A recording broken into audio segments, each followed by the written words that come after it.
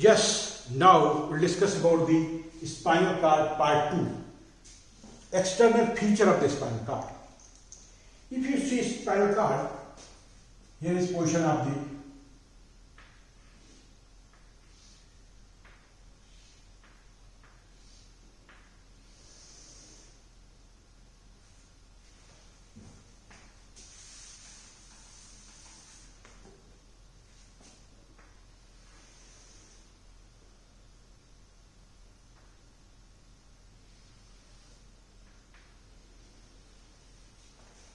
this is level of upper border of C1 vertebra.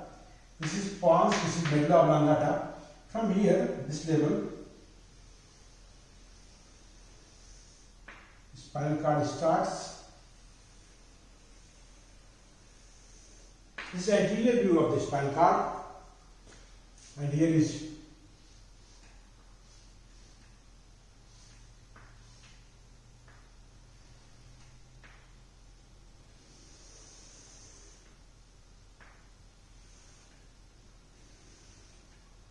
C1 level. From here, spinal cord starts.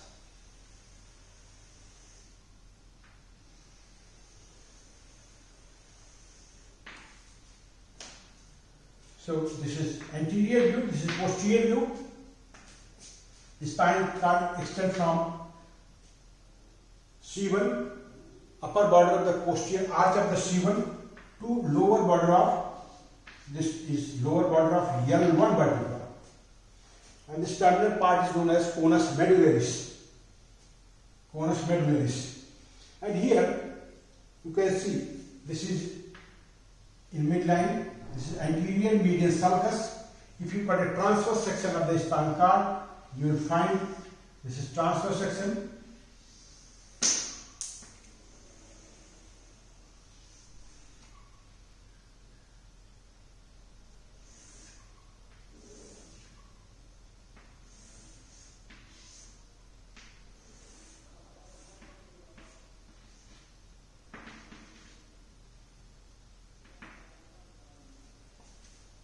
This is transverse section of the spinal cord.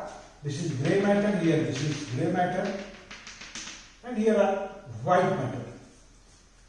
This is anterior median fissure. This is anterior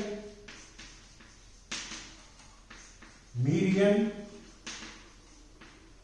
fissure, and posteriorly here is sulcus. This is posterior median sulcus. This is posterior median sulcus. This is, and there are two another sulcus here, here, and here. This is the anterolateral. This is anterolateral. This is posterolateral. Anterolateral, posterolateral sulcus. So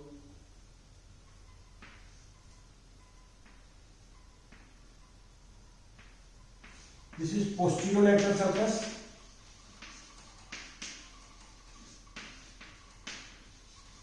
This is anterolateral sulcus.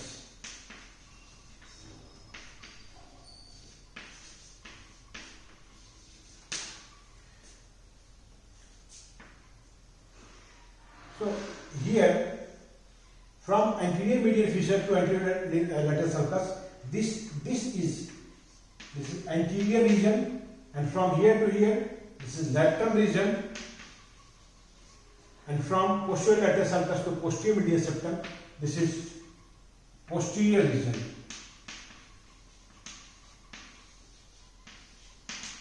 So by anterior median fissure and posterior median sulcus, it can be divided into right and left equal halves, and each half is again divided by two sulcus here, by two sulci. Anterior and posterior, anterolateral and posterolateral sulcus into anterior, lateral and posterior regions.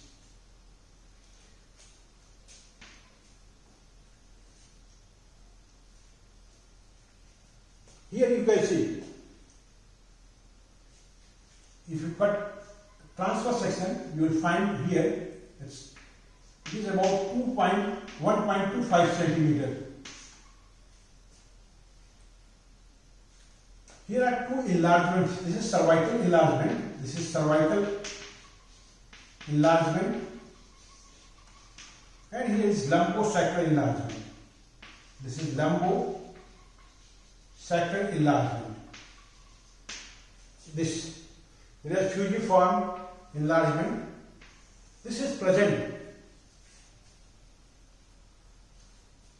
in the cervical region, from which area the brachial plexus arises.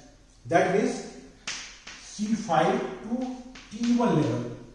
This cervical enlargement is present in C5 to T1 level, and this lumbosacral enlargement is present from L2 to S3 spinal segment. Here, why this enlargement occurs? What is the reason behind this enlargement? Here you can see this is gray matter. In this region, in the area of the enlargement, here number of neurons is large. This large number of the neurons gives supply to the muscles of the extremity. Muscles of the upper limb is supplied by brachial plexus. Muscles of the lower limb is supplied by lumbosacral plexus. So for giving the large number of the musculature supply, there is need of the more neurons. That's why here more neurons are present. So this causes the cervical and lumbosacral enlargement. And maximum dimension is about here at this level. This is C6 spinal segment level. Here 36 millimeter dimension is present. And here the maximum enlargement is at the level of S2 segment, S1, S1 segment, and here the maximum dimension is about 35 millimeter.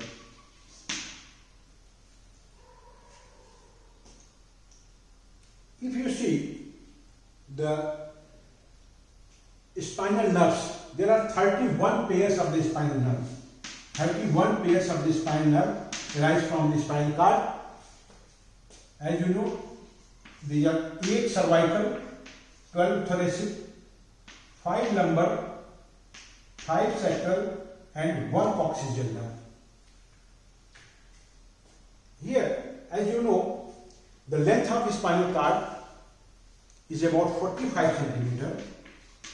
In case of male, 45 centimeter in male, and in female it is about 42 centimeter in female.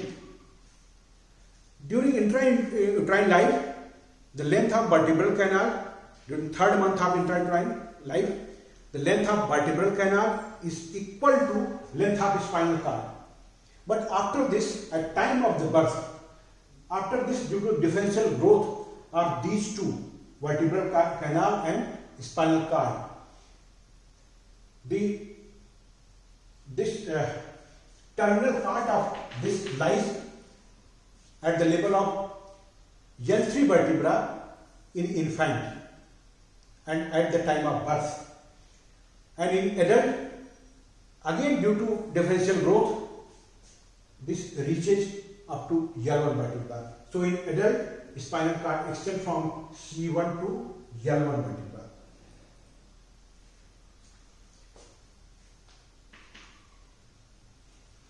So there are these number 31 pairs of the spinal nerve.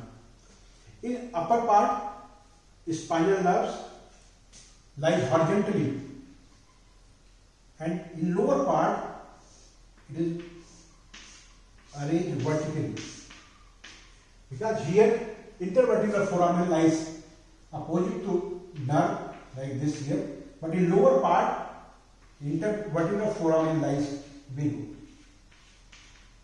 So here this arrangement is known as cauda equina. This is cauda equina in lower part. This horse tail like structure form the cauda equina. This is nerve fibers. These are nerves from the cauda equina. And this cardia equina contains L2, L3, L4, L5 and S1, S2, S3, S4, S5 and first oxygen.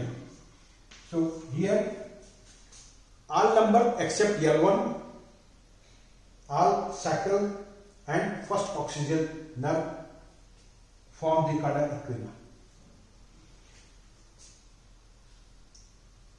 If you make another diagram here, if you make it transversely arranged, and it's a three-dimensional diagram. Here you can see from here is this is posterior lateral sulcus, here lies anterior lateral sulcus. From anterior lateral sulcus and posterior lateral sulcus, ये small number of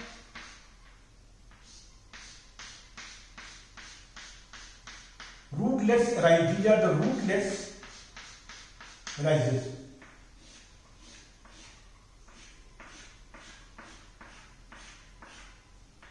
Like this. These rootlets here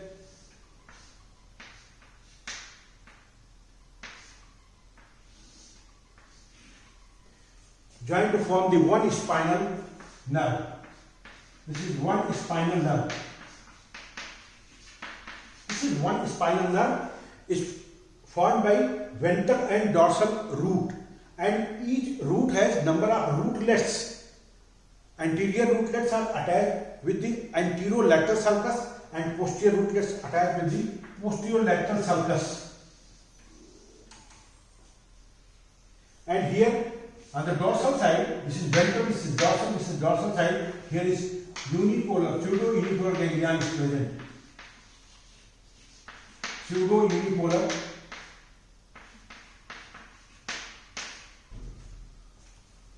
ganglion is present in the dorsal root.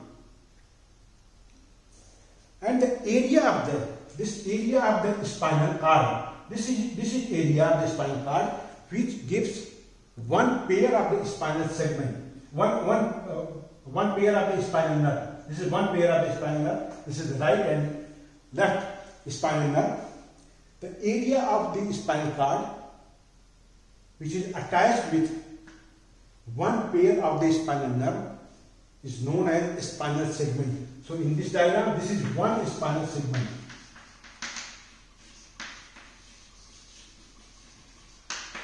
So as you know, there are 31 pairs of the spinal nerve. That's why there are 31 spinal segments. So spinal cord is divided into 31 spinal segments. So this is all about the external feature of the spinal cord. Thank you.